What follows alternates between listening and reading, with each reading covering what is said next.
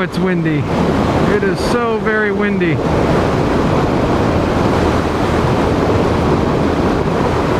My, oh Lord, baby Jesus. Really nice legal U-turn. Fucking dumbass.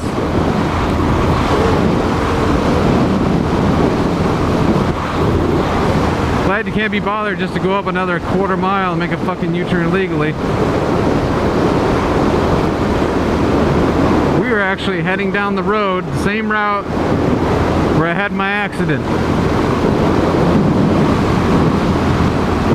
So it's gonna be different. I wasn't planning to ride down this yet because I really didn't want to.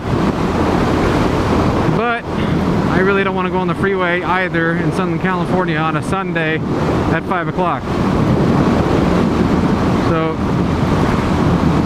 I'm gonna have to suck it the fuck up. I had to do this eventually anyway, so to hell with it. Alright, here's where the accident happened. I was going on this lane, which I'm not gonna, you know what, let's keep it going slow. This fucking road makes me paranoid. I was in this lane. I made this left turn right here. This right up ahead is where she pulled out right now. I had no time. There was a car right here in the left turn lane and one passing it. I had nowhere to go. Luckily, this is right here.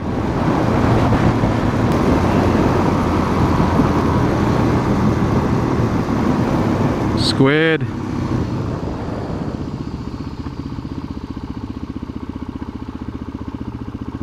If you're gonna ride a sport bike, wear protection. You don't look cool in a wife beater. You don't look cool in a t-shirt. And you definitely don't look cool in shorts. So knock it off. How ignorant do you have to be to think you will not go down, your skin will stay on your body if you do?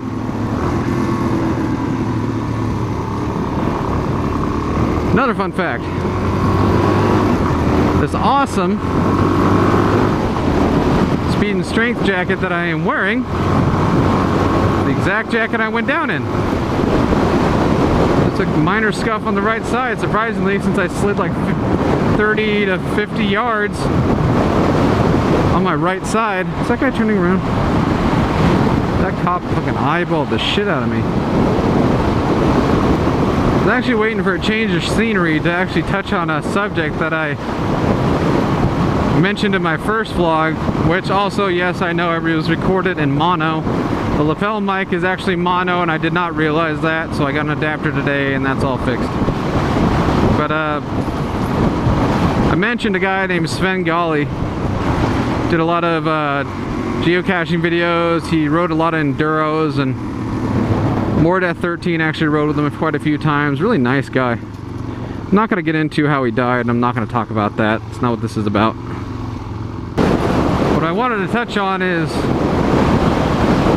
what exactly I'm planning to do that involves Sven. Well, nothing obviously, because he's not with us anymore, but I do want to get involved with geocaching more. Dude, get a jacket, man. See what I'm talking about? Squids everywhere. And it's not that comfortable out. Fucking idle so high. I hate it when the idle hangs on these things. Gear, let clutch out. Idle drops. There we go. Anyways, I was saying, I do want to do some geocache videos when I have the time. And I may set one up eventually. That's going to take more time than I really have at the moment.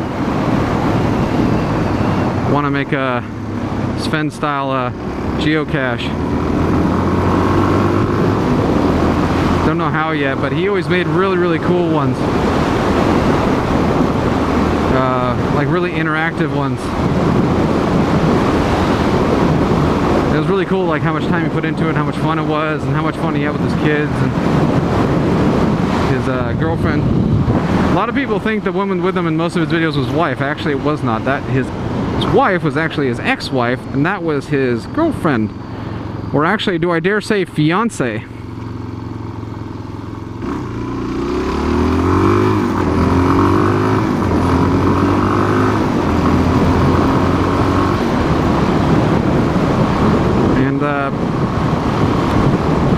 she did comment on some people's comments when he originally passed, and she was somewhat interactive with the community for a little while, but that kind of faded away, I believe. And it's really sad. When I grow a pair, I'm actually planning to message her and just talk to her a little bit and bounce some ideas off her. Because Sven was the first motovlogger I ever watched, man. I mean, if it wasn't for Sven, I wouldn't have really cared about getting a motorcycle that much, or I wouldn't have even been introduced to More Death. And then More Death, of course, sprung a whole fucking generation of motovloggers from every walk of life. And it's insane how much that has blown up thanks to those guys. But it's really fucking sad. I did message Sven a couple times just asking about geocaches and what he was writing, and I even did the same with More Death before he got really popular, and I actually talked to More Death a little bit, and after Sven passed away, that couldn't have been a real R32, come on now. But I talked to More Death a little bit, and because we were, I forgot, it was, I asked him and a bunch of other people asked him, I guess. I messaged him like, hey, you know, is there any way we can donate to his kids? And he said, yeah, you know, we're actually setting something up. And I'm not going to say too much because it's none of my business nor yours, but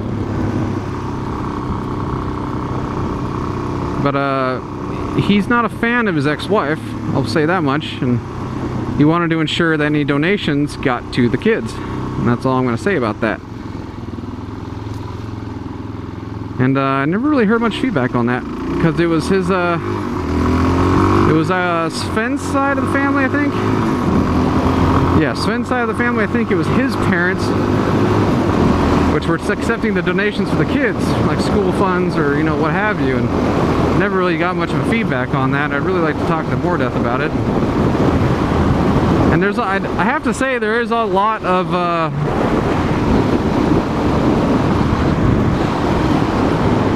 shit I've noticed posted about Sven since he passed, speculation on how it happened, and I don't really see how it's important, but I want to contact More Death, and I'm actually thinking about doing a video myself about what happened, because I did a little research myself. I didn't ask More Death out of respect. I'm not going to ask, hey, your friend, you know, how? I wouldn't want to put him through that, but just recently, I mean recently, like I think a year and a half ago, my dad passed away. So it's kind of like, once that happened, it kind of changed perspective on how I see certain things and certain people. And for some reason, I was thinking about getting a bike when my dad was still with me, and I was just thinking about it. And is this the exit? No, next one. I was thinking about getting a bike, and then once Dad passed, I mean, he rode motorcycles for a long time when he was young, and getting a little wobbly. Yeah, he rode motorcycles for a long time. My first memories of us living on the street we do now is him coming home after a long time at work and taking me for a ride on what I believe was a Yamaha? It's an old Yamaha cruiser. He took me around the block on it. Girl on a scooter.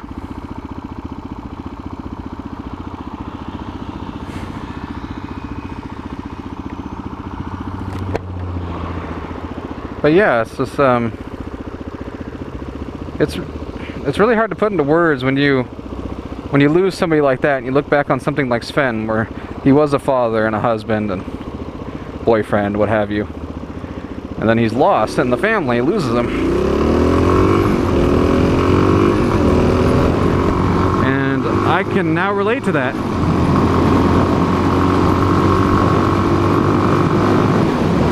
And what I found really interesting was, I still watch his videos from time to time. I like watching his geocache videos and him talking about it.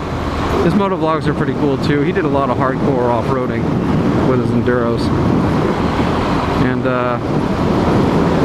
I still see these comments that are posted only weeks or months ago. The fuck was that? That's what I was talking about. I check out his videos still every once in a while because they still are entertaining to watch, and if you haven't watched them, you need to go watch them.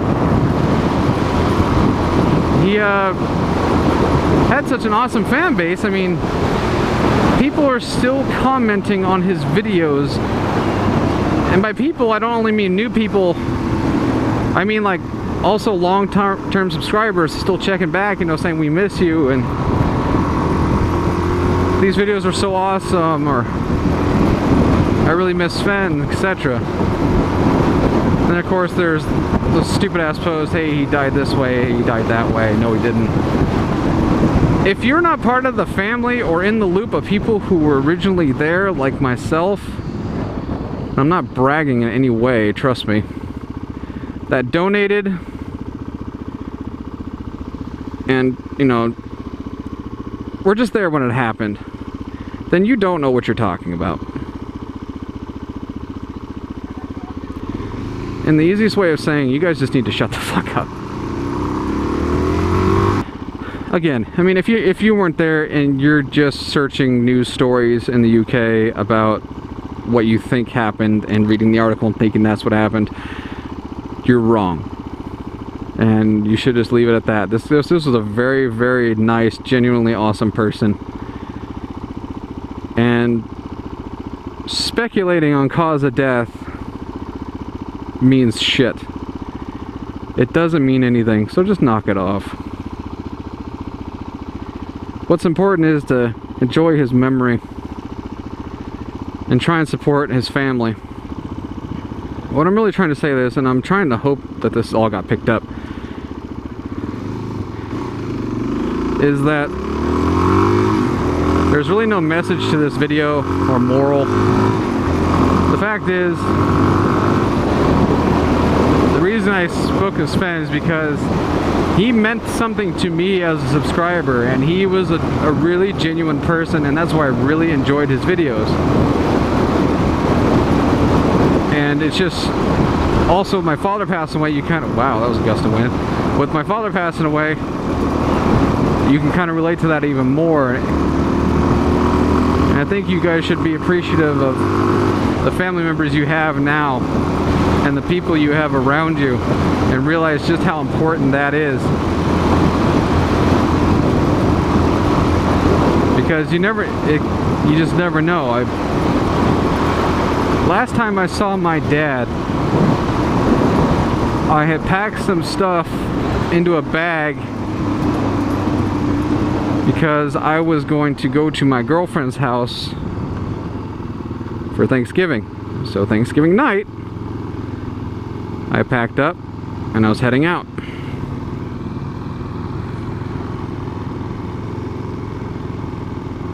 And this is just trippy even talking about it. So many bikes out today. God, why is my idle so fucking high? Really? Thank you. Jesus. But I had packed my bag of stuff and I was just trying to get there because she wanted me to get there. And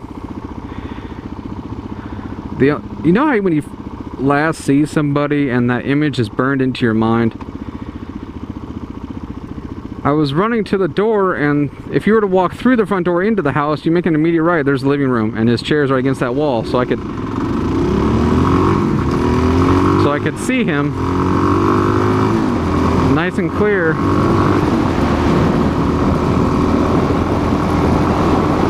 And I just looked over to him, I said, "Love you, Dad." Or, is that how I said it? He's like, "Oh, you head now?" I said, "Yep," and I was just walking towards the door. He said, "Love you," and I said, "Love you too," and I just walked to the door and closed it. Next morning, like 7 or 8 a.m., I got a phone call from my mom.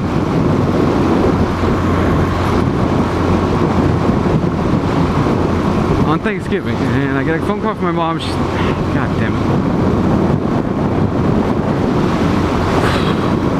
Get a phone call from my mom saying your dad just had a stroke. He's in the hospital. Just about a week later, he was dead. Last things I say to him was, yeah, and love you too.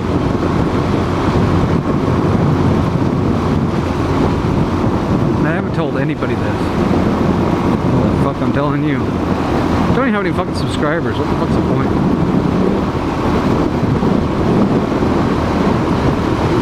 But it's things that like that make you realize just how precious ones next to you really are, and how you shouldn't really be in a rush for things.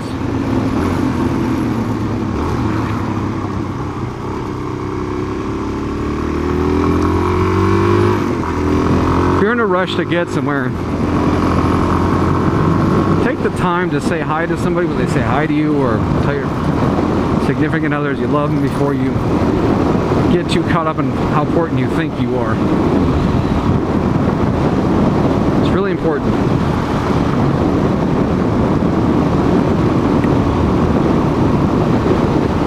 I honestly don't want you to talk anymore.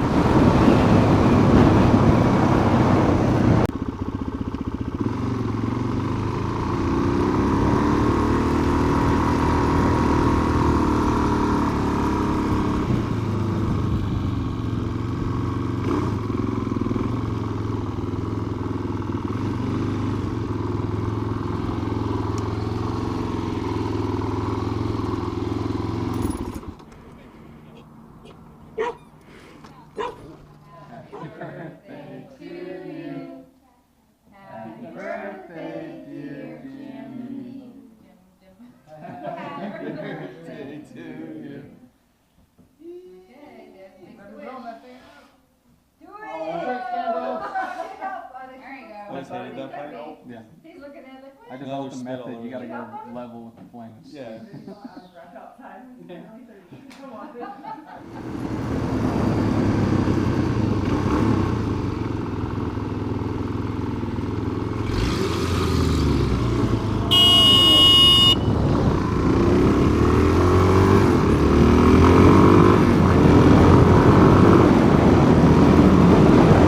Thank God I hesitated.